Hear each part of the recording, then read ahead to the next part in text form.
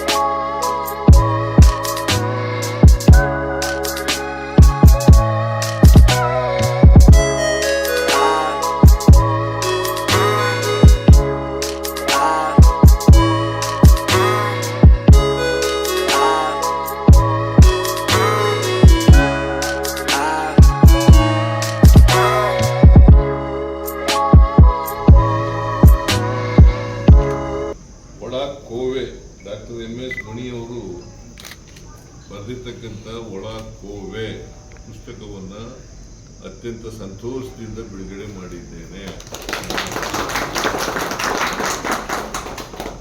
ನಾನು ನಿಜವಾಗಿ ಪುಸ್ತಕ ನೋಡೇ ಇಲ್ಲ, ಈಗಲೂ ನೋಡುತ್ತೆ. ನಾನು ನೋಡೇ ಇಲ್ಲ. ನನಗೆ ಏನಂತ ಹೇಳಿದ್ರು ಅಂತಂದ್ರೆ, ಸುಮ್ಮನೆ ಬಿಡುಗಡೆ ಮಾಡಿಬಿಡಿ ಅಂತ ಹೇಳಿದರು. ಬಿಡುಗಡೆ ಮಾಡೋದಕ್ಕಾದ್ರೆ ಮಾಡೋಣಪ್ಪ ಅಂತ ಹೇಳಿದೆ. ನನಗೆ ಇನ್ಫ್ಯಾಕ್ಟ್ ಗುಂಡೂರಾಯರು, ನಾನು ಹಿಂದೆ ಒಂದು ಫಂಕ್ಷನ್ ಒಪ್ಕೊಂಡಿದ್ದೀನಿ, ಗುಂಡೂರಾಯರು ಪ್ರತಿಮೆ ಉದ್ಘಾಟನೆ, ಆ ಫಂಕ್ಷನ್ ಹೋಗ್ಬೇಕು.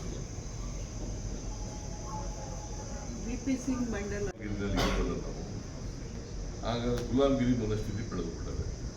ಆ ಮನಸ್ಥಿತಿ ಹೋಗ್ಬೇಕಲ್ಲ.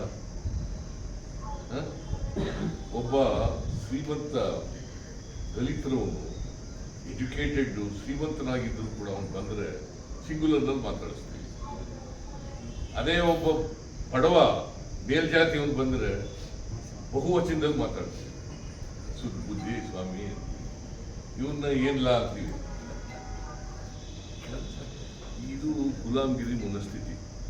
ಇದು ಹೋಗ್ಬೇಕಲ್ಲ, ಇದು ಹೋಗ್ಬೇಕಾದ್ರೆ ಸುಮ್ಮನೆ ಹೋಗುತ್ತಾ? ಸ್ವಾಭಿಮಾನ ಬೆಳೆಸ್ಕೋಬೇಕಲ್ಲಪ್ಪ.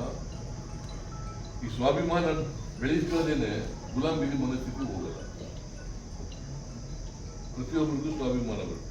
ನಾವು ಏನಂತ ಅನ್ಕೊಂಡಿದ್ದು ವಿದ್ಯೆಯಿಂದ ಬಂದ್ಬಿಡ್ತದೆ ಅಂತ. ಗ್ರಾಜುಯಲ್ ಆಗಿ ಬರ್ಬೋದು, ವಿದ್ಯೆ ಕಲಿತ ತಕ್ಷಣ ಬಂದ್ಬಿಡ್ತದೆ ಅಂತ.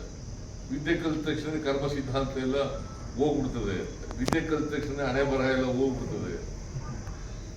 ವಿದ್ಯಾವಂತರು ಕೂಡ ನೀನ್ ಯಾಕೆ ಹಿಂಗಾಗಿದೆಯಾ ಅಂತ ನಾನು ಹಣೆ ಬರ ಸ್ವಾಮಿ, ನೀನ್ ಯಾಕೆ ಮಂತ್ರಿ ಆಗಲಿಲ್ಲ ನಾನು ಹಣೆ ಬರ ಸ್ವಾಮಿ, ನೀನ್ ಯಾಕೆ ಪ್ರೊಫೆಸರ್ ಆಗಲಿಲ್ಲ ನಾನು ಹಣೆ ಬರ ಸ್ವಾಮಿ. ವಿದ್ಯಾವಂತರು ಹೇಳೋದು ಇವೆಲ್ಲ ಬಿಡಬೇಕಾಗುತ್ತೆ. ಇವೆಲ್ಲ ಬಿಡದೆ ಹೋದ್ರೆ ಸಮಾಜದಲ್ಲಿ ಬದಲಾವಣೆ ಆಗಲ್ಲ. ನಾವು ಏನೇ ಬರೆದ್ರು ಈಗ ಮಂಡಲ್ ಕಮಿಷನ್ ವರದಿನಲ್ಲಿ ಹೇಳಿದ್ರು ಹಿಂದುಳಿದವರಿಗೆ ಮೀಸಲಾತಿ ಕೊಡಲೇಬೇಕು ಅಂತ ಹೇಳಿದ್ರು. ಹಿಂದುಳಿದ ವರ್ಗದವರಿಗೆ ಮೀಸಲಾತಿ ಕೊಡಬೇಕು ಅಂತ ಹೇಳಿದ್ರು. ಸೊ ಆದರೂ ಕೆಲವರು ಮೀಸಲಾತಿ ಸಿಗಬಾರದು ಅಂತಕ್ಕಂಥವ್ರು ಜನ ಇದ್ದಾರೆ. ಆಮೇಲೆ ನಾವು ಏನ್ ಮಾಡ್ತೀವಿ ಅಂತಂದ್ರೆ, ಯಾರು ಸಾಮಾಜಿಕ ನ್ಯಾಯಕ್ಕೆ ಬಹಿರಂಗ ದುರಂತ, ಸಾಮಾಜಿಕ ನ್ಯಾಯ ಹೇಳೋದು ಆಮೇಲೆ ಅಲ್ಲಿ ಹೋಗಿ ಸೇರ್ಕೊಳ್ಳೋದು. ಮೋಸ್ಟ್ ಅನ್ಫಾರ್ಚುನೇಟ್ ಥಿಂಗ್ ಇದು. ಇಂಥ ಇದೆಲ್ಲ ಆಗ್ಬಾರ್ದಲ್ವಾ? ಸೊ ಇದಕ್ಕೆ ನಾನು ನೀವೆಲ್ಲ ಹಿಂದುಳಿದ ಜಾತಿಗಳಿಗೆ ಸೇರಿದಂಥವರು ಬರಹಗಾರರಿದ್ದೀರಿ, ಪತ್ರಕರ್ತರಿದ್ದೀರಿ. ಅವೆಲ್ಲ ನಾನು ಅದಕ್ಕೆ ಇದನ್ನು ಬೆಳೆಸ್ಕೊಳ್ತಕ್ಕಂಥ ಕೆಲಸವನ್ನು ಮಾಡಬೇಕು. ಮತ್ತೆ ಕಮಿಟ್ಮೆಂಟ್ ಬರ್ತಕ್ಕಂಥದ್ದು ನಾನು ಸಾಮಾಜಿಕ ನ್ಯಾಯಕ್ಕೆ ಕಮಿಟ್ಮೆಂಟ್ ತೋರಿಕೆಗಿರ್ಬಾರ್ದು. ಅದು ಕಮಿಟೆಡ್ ಸಾಮಾಜಿಕ ನ್ಯಾಯ ಇದ್ರೆ ಅದಾಗಲಿಕ್ಕೆ ಸಾಧ್ಯ ಆಗ್ತದೆ. ಇವತ್ತಿನ ರಾಜಕೀಯದಲ್ಲಿ ಭಾರಿ ಕಷ್ಟ. 100% ಪಾಲನೆ ಮಾಡೋದು ಭಾರಿ ಕಷ್ಟದ ಕೆಲಸ. ಬಿಕಾಸ್ ವ್ಯವಸ್ಥೆ ಇದೆಯಲ್ಲ, ಆ ವ್ಯವಸ್ಥೆ ಈ ಸುಧಾರಣೆಗೆ ವಿರುದ್ಧ ಇದೆ. ನಾವು ಅರ್ಥ ಮಾಡ್ಕೊಳ್ಬೇಕಾಗುತ್ತೆ. ನಾವು ವ್ಯವಸ್ಥೆ ಜೊತೆ ರಾಜಿ ಮಾಡ್ಕೋಬೇಕಾ ಬೇಡವಾ? ರಾಜಿ ಆಗದಿದ್ರೆ ಬದುಕ್ತೀವ ಇಲ್ವಾ? ರಾಜಿ ಮಾಡ್ಕೊಂಡ್ರೆ ಏನಾಗುತ್ತೆ, ರಾಜಿ ಮಾಡ್ಕೊಳ್ಳಿದ್ರೆ ಏನಾಗುತ್ತೆ, ಇದನ್ನೆಲ್ಲ ಅರ್ಥ ಮಾಡ್ಕೋಬೇಕಲ್ವಾ? ಸೊ ಏನೇ ಆಗಲಿ ನಾನು ಭಾಷಣ ಮಾಡಕ್ಕೆ ಹೋಗೋದಿಲ್ಲ. ವಿ ಪಿ ಸಿಂಗ್ ಅವರ ಹೆಸರಿನಲ್ಲಿ ಪ್ರಶಸ್ತಿಗಳನ್ನು ಕೊಟ್ಟಿದ್ದಾರೆ. 5 ಜನಕ್ಕೆ 5 ಜನ ಪ್ರಶಸ್ತಿಗಳು ಸಿಕ್ಕಿದಿಲ್ಲ. ನೀವು ಮುಂದೆ ಎಲ್ಲ ಸಾಮಾಜಿಕ ನ್ಯಾಯ ಪರನೇ ಬರೀರಿ, ಸಾಮಾಜಿಕ ನ್ಯಾಯ ಪ್ರಚಾರ ಮಾಡಿ.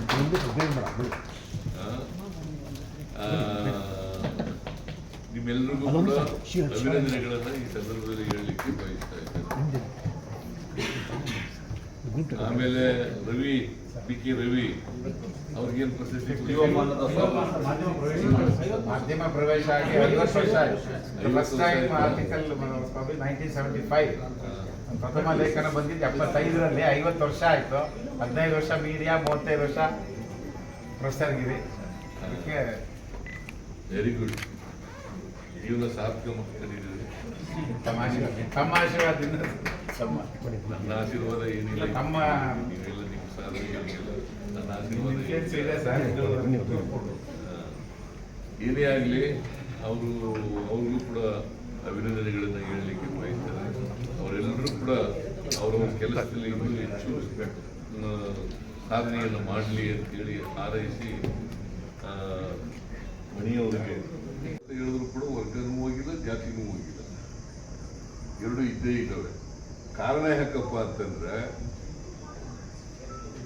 ಚಲನೆ ಸಿಗ್ಬೇಕಲ್ಲ ನಮ್ಮ ಸಾಮಾಜಿಕ ವ್ಯವಸ್ಥೆಗೆ, ಜಾತಿ ವ್ಯವಸ್ಥೆಗೆ ಚಲನೆ ಸಿಗ್ಬೇಕಲ್ಲ. ಈಗ ಮಣಿಯವರು ಸಾಮಾಜಿಕ ನ್ಯಾಯ ಬಗ್ಗೆ ಬರೆದಿದ್ದಾರೆ. ಸಾಮಾಜಿಕ ನ್ಯಾಯ ಅಂದ್ರೆ ಏನು? ಎಲ್ರಿಗೂ ಸಮಾನ ಅವಕಾಶಗಳನ್ನು ಸಿಗ್ತದೆ. ಅವಕಾಶ ಸಿಗದಿರೋದ್ರಿಂದ ಅಸಮಾನತೆ ನಿರ್ಮಾಣ ಆಯಿತು. ಎಲ್ರಿಗೂ ಸಮಾನ ಅವಕಾಶಗಳು ಸಿಕ್ಕಿದ್ವ? ಸಿಕ್ಕಿರ್ಲಿಲ್ಲ. ಸಿಕ್ಕದೇ ಇದ್ದದ್ರಿಂದ ಅಸಮಾನತೆ ನಿರ್ಮಾಣ ಆಯಿತು. ಈ ಅಸಮಾನತೆ ಹೋಗ್ಬೇಕಲ್ಲ, ಅಸಮಾನತೆ ಸುಮ್ಮನೆ ಹೋಗುತ್ತಾ? ಈಗ 850 ವರ್ಷಗಳಾಯಿತು, 900 ವರ್ಷನೇ ಆಯಿತು ಬಸವಣ್ಣ ಹೇಳಿ, ವರ್ಗರಹಿತವಾದಂಥ ಜಾತಿ ರಹಿತವಾದಂಥ ಸಮಾಜ ನಿರ್ಮಾಣ ಆಗಬೇಕು. ಇವನಾರವ ಅಂತ ಹೇಳ್ಬಿಡಪ್ಪ, ನಮ್ಮವ ಅಂತ ಹೇಳ್ರಿ ಅಂತ ಬಸವಣ್ಣವ್ರು ಹೇಳ್ತಾ ಇದ್ದಾರೆ. ಈಗ ವಿದ್ಯಾವಂತರೇ ಜಾಸ್ತಿ ಹೇಳ್ತಾರೆ, ಇವ್ನು ನಮ್ಮವನು ಅಂತ ಹೇಳೋದೇ ಇಲ್ಲ. ಇವ್ನು ಯಾರಪ್ಪ ಇವನು ಅಂತ ಕೇಳ್ತಾರೆ. ಅದಕ್ಕೆ ವಚನ ಹೇಳ್ಬಿಟ್ಟೇ ಹೇಳ್ತಾರೆ. ಇವನಾರವ ಅಂತ ವಚನ ಹೇಳ್ಬಿಟ್ಟು ಅವನು ನಮ್ಮವ ಅಂತ ಅನ್ನೋದೇ ಇಲ್ಲ. ಇವನಾರಪ್ಪ ಇವನು ಅಂತ ಹೇಳೋದು. ಸೊ ಇದು ಹೋಗದೇನೆ ಜಾತಿ ಹೋಗಲ್ಲ, ವರ್ಗ ಹೋಗಲ್ಲ, ಜಾತಿ ರಹಿತವಾದಂಥ ಸಮಾಜ ನಿರ್ಮಾಣ ಆಗಲ್ಲ. ಅದಕ್ಕೆ ಆರ್ಥಿಕ ಸಾಮಾಜಿಕ ಶಕ್ತಿ ಬಂದಾಗ ಮಾತ್ರ ಸ್ವಲ್ಪ ಹೋಗ್ತದೆ. ನಮ್ಮಲ್ಲಿ ಏನಾಗ್ಬಿಟ್ಟಿದೆ, ಈ ಗುಲಾಮ್ಗಿರಿ ಮನಸ್ಥಿತಿ ಬೆಳೆದ್ಬಿಟ್ಟದೆ. ಇಲ್ಲಿ ಪ್ರೈಮ್ ಮಿನಿಸ್ಟರ್ ಆಗಿದ್ದಾಗ ಇದನ್ನು ಜಾರಿಗೆ ಕೊಡ್ತೇನೆ ಅಂತ ಹೇಳಿದ್ರು. ಆದರೆ ನರಸಿಂಹರಾಯರು ಅದನ್ನ ಜಾರಿ ಮಾಡಿದ್ರು. ವಿ.ಪಿ. ಸಿಂಗ್ ಅವರು ಮಂಡಲ್ ಕಮಿಷನ್ ವರದಿಯನ್ನು ಜಾರಿ ಮಾಡ್ತೀನಿ ಅಂತ ಹೇಳಿದ್ರು. ಅದನ್ನು ಜಾರಿ ಮಾಡಿದ್ದು ಯಾರು ಅಂತಂದ್ರೆ ನರಸಿಂಹರಾಯರು. ಮಂಡಲ್ ಕಮಿಷನ್ ವರದಿ ಆಮೇಲೆ ಚಾಲೆಂಜ್ ಮಾಡಿದ್ರು. ಅದನ್ನ ಮಂಡಲ್ ಕಮಿಷನ್ ವರದಿಯನ್ನು ಚಾಲೆಂಜ್ ಮಾಡಿದ್ರು. 92ರಲ್ಲಿ ಸಂವಿಧಾನ ಪೀಠ ರಚನೆ ಆಯಿತು. 92ರಲ್ಲಿ ಸುಪ್ರೀಂ ಕೋರ್ಟ್ನಲ್ಲಿ ಅದನ್ನು ಚಾಲೆಂಜ್ ಮಾಡಿದ ಮೇಲೆ ಸಂವಿಧಾನ ಪೀಠ ರಚನೆ ಆಯಿತು. 9 ಜನ ಜಡ್ಜಸ್ ಇರ್ತಕ್ಕಂಥ ಒಂದು ಸಂವಿಧಾನ ಪೀಠ ರಚನೆ ಆಯಿತು. ಅದರಲ್ಲಿ ಜಾತಿ ಆಧಾರವಾಗಿ ಇಟ್ಕೊಂಡು ಮಾಡೋದು ಕೂಡ ಸರಿ ಅಂತ ಹೇಳಿ ಒಪ್ಪಿದ್ರು. ಸುಪ್ರೀಂ ಕೋರ್ಟ್ನವರು ಒಪ್ಪಿಕೊಂಡ್ರು. ಅಲ್ಲಿವರೆಗೂ ಒಪ್ಪಿರಲಿಲ್ಲ. ಬಿಕಾಸ್ ಹಿಂದೆ ಎಲ್ಲ ಏನಾಗಿತ್ತು, ಜಾತಿ ಆಧಾರವಾಗಿ ಇಟ್ಕೊಂಡು ಮಾಡೋಂಗಿಲ್ಲ ಅಂತ ಹೇಳಿತ್ತು. ಹಿಂದೆ ಬಾಲಾಜಿ ಕೇಸ್ ಅಲ್ಲಪ್ಪ, ಇನ್ನೊಂದು ಕಾಕಾ ಕಾಲೇಲ್ಕರ್ ಆಯೋಗದ ವರದಿ ಬಂದಾಗ ಆ ಗ್ರೌಂಡ್ ಮೇಲೆ ರಿಜೆಕ್ಟ್ ಆಗಬೇಕು ಜಾತಿಯನ್ನ. ಈಗ ಜಾತಿ ಸತ್ಯ, ವಾಸ್ತವ. ಅದು ಜಾತಿ ಇಲ್ಲದೇನೆ ಏನು ಮಾಡೋಕ್ಕಾಗೋದಿಲ್ಲ. ಅದಕ್ಕೆ ವರ್ಗ ಬೇರೆ, ಜಾತಿ ಬೇರೆ. ವರ್ಗಕ್ಕೆ ಚಲನೆ ಇದೆ, ಜಾತಿಗೆ ಚಲನೆ ಇಲ್ಲ. ವರ್ಗಕ್ಕೆ ಚಲನೆ ಇದೆ, ಜಾತಿಗೆ ಚಲನೆ ಇಲ್ಲ. ಅದಕ್ಕೆ ಬುದ್ಧನ ಕಾಲದಿಂದ, ಬಸವಣ್ಣವ್ರ ಕಾಲದಿಂದ ಇವತ್ತಿನವರೆಗೆ ಕರ್ನಾಟಕ ರಾಜ್ಯ ವಿಧಾನಸಭೆಯ ಮುಖ್ಯ ಸಚೇತಕರಾಗಿರುವಂತಹ PM ಅಶೋಕ್ ಸರ್ ಅವರಿಗೂ ಕೂಡ ಪ್ರೀತಿಯ ಸ್ವಾಗತವನ್ನು ಬಯಸ್ತಾ ಇದ್ದೇನೆ. ಬಂಧುಗಳೇ, ಇವತ್ತು ಮಾಧ್ಯಮ ಕ್ಷೇತ್ರದಲ್ಲಿ ಹಾಗೂ ಸಮಾಜ ಸೇವಾ ಕ್ಷೇತ್ರದಲ್ಲಿ ಅಲ್ಲಮ ಪ್ರಭು ಪಾಟೀಲ್ ಅವರು ಮಾನ್ಯ ಶಾಸಕರು ಇವತ್ತಿನ ಕಾರ್ಯಕ್ರಮದಲ್ಲಿ ಉಪಸ್ಥಿತರಿದ್ದಾರೆ. ಮಾನ್ಯ ಶಾಸಕರಿಗೂ ಕೂಡ ಪ್ರೀತಿಯ ಸ್ವಾಗತವನ್ನು ಬಯಸ್ತಾ ಇದ್ದೇನೆ. ಬಂಧುಗಳೇ, ಕರ್ನಾಟಕ ರಾಜ್ಯ ಹಿಂದುಳಿದ ವರ್ಗಗಳ ಮಾನ್ಯತೆ ಪಡೆದ ಸಂಪಾದಕರು ಮತ್ತು ವರದಿಗಾರರ ಸಂಘದ ವತಿಯಿಂದ ಹಾಗೆ ಸಿದ್ದರಾಜು ಸಂವಹನ ಮತ್ತು ಸಾಮಾಜಿಕ ಪ್ರತಿಷ್ಠಾನದ ಸಹಯೋಗದಲ್ಲಿ ಹಿಂದುಳಿದ ವರ್ಗಗಳ ಧೀಮಂತ ನಾಯಕರು ನಮ್ಮ ದೇಶದ ಮಾಜಿ ಪ್ರಧಾನಮಂತ್ರಿಗಳಾದ ವಿ.ಪಿ. ಸಿಂಗ್ ಅವರ ಹೆಸರಿನಲ್ಲಿ 5 ಜನ ಸಾಧಕರಿಗೆ ಇವತ್ತು ಮಾನ್ಯ ಮುಖ್ಯಮಂತ್ರಿಗಳ ಅಮೃತ ಹಸ್ತದಿಂದ ವಿ.ಪಿ. ಸಿಂಗ್ ಪ್ರಶಸ್ತಿಯನ್ನ ಪ್ರದಾನ ಮಾಡ್ತಾ ಇದ್ದೇವೆ. ಮೊದಲಿಗೆ ಡಾಕ್ಟರ್ ಕೆ. ಶರೀಫಾ ಅವರು, ಕರ್ನಾಟಕ ರಾಜ್ಯದ ಹೆಸರಾಂತ ಕವಯತ್ರಿಯವರು, ಮುಸ್ಲಿಂ ಸಮುದಾಯದಿಂದ ಕನ್ನಡಕ್ಕೆ ಬಂದ ಮೊದಲ ಬಂಡಾಯ ಸಾಹಿತಿಯಾಗಿ, ಲೇಖಕಿಯರ ಸಂಘದ ಗೌರವ ಸಲಹೆಗಾರರಾಗಿ, ಪಠ್ಯಪುಸ್ತಕ ಪರಿಷ್ಕರಣಾ ಸಮಿತಿಯ ಸದಸ್ಯರಾಗಿ ವರದಿಗಾರರ ಸಂಘದ ವತಿಯಿಂದ ಈ ದಿನ 3 ಕಾರ್ಯಕ್ರಮಗಳನ್ನು ಆಯೋಜನೆಯನ್ನು ಮಾಡಿಕೊಂಡಿದ್ದೇವೆ. ಸಮಾಜದ ವಿವಿಧ ಸ್ತರಗಳಲ್ಲಿ ಕೆಲಸವನ್ನು ಮಾಡಿರುವಂಥ 5 ಜನ ಸಾಧಕರಿಗೆ ಮಾಜಿ ಪ್ರಧಾನಮಂತ್ರಿಗಳಾದಂಥ ಹಿಂದುಳಿದ ವರ್ಗಗಳ ನೇತಾರರಾಗಿರುವಂಥ VP ಸಿಂಗ್ ಅವರ ಹೆಸರಿನಲ್ಲಿ ಪ್ರಶಸ್ತಿಯನ್ನು ಪ್ರದಾನ ಮಾಡಲಾಗ್ತಾ ಇದೆ.